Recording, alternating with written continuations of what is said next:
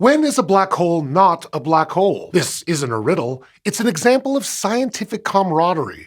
Astronomers from around the world with different hypotheses working together to solve an interstellar mystery. And instead of a dead star, they may have found one sucking the life out of its companion. Black holes can't be observed directly. We can only observe the effects they have on other things. So when astronomers study these celestial objects, they're usually looking at something we can see and inferring the presence of a black hole based on the gravitational effects it has on one or more visible objects. So back in 2020, astronomers used one of the telescopes at the European Southern Observatory in Chile to look at a star system with the very creative name of HR 6819. Its light looked a bit wonky, possibly influenced by an object they couldn't see. But because there's only so much time a telescope can dedicate to studying a particular part of space, and when stars are so far away they can look like single pixels, astronomers can only capture so much data.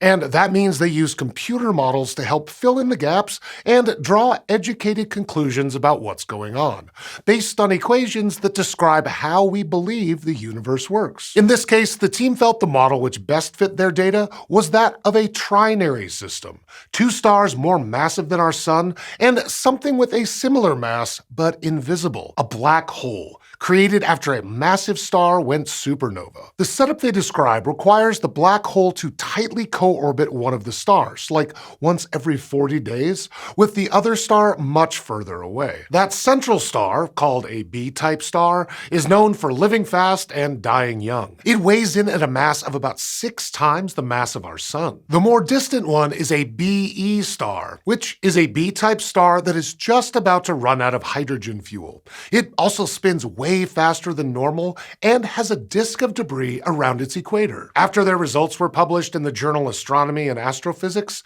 various news outlets picked it up because this black hole would be a record setter. At a mere 1,000 light-years from Earth, it was the closest one ever detected. But because the data could only provide a partial picture, other teams could run their own models on HR 6819 and reach different conclusions. And they did.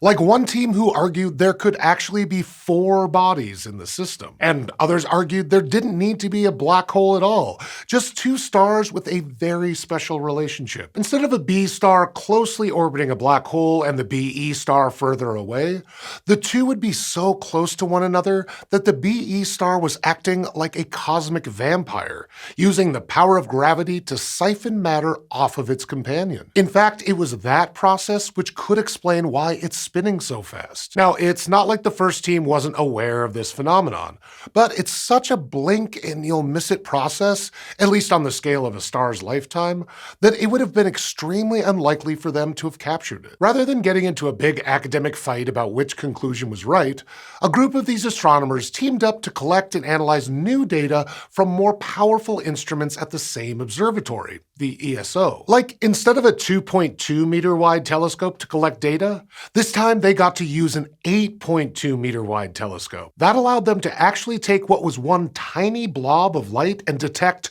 2 tiny blobs of light. The question was that enough to show that one of them was orbiting a black hole? Based on this new data, the team was able to confirm that both stars were orbiting one another more tightly than Earth goes around the sun, with no sign of a black hole's influence in sight. While there's still some amount of uncertainty, like how much mass each star has and how far away the system actually is from Earth, it's pretty clear there's no record-breaking black hole next door, which you might think is disappointing, but a vampire star is still pretty cool. It means the B star isn't as normal as astronomers thought it was. It's been stripped of most of its hydrogen, so it's way less massive, bloated, and mostly made of helium. These observations have managed to capture an event which actually doesn't last that long, astronomically speaking. Like having front row seats to a unique moment in a massive star's life cycle without having to leave our cosmic couch. And the team is keeping up with the collab.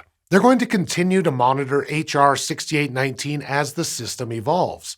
And all this extra close data will help other astronomers figure out all the nuances of other binary systems out there. But as far as black holes in the neighborhood, the search continues. There could be as many as 100 million of them peppered throughout the galaxy, and the nearest, at least that we know of, is only about 3,000 light-years away. It's studies like these which do a great job at revealing a side of science we don't always get to see.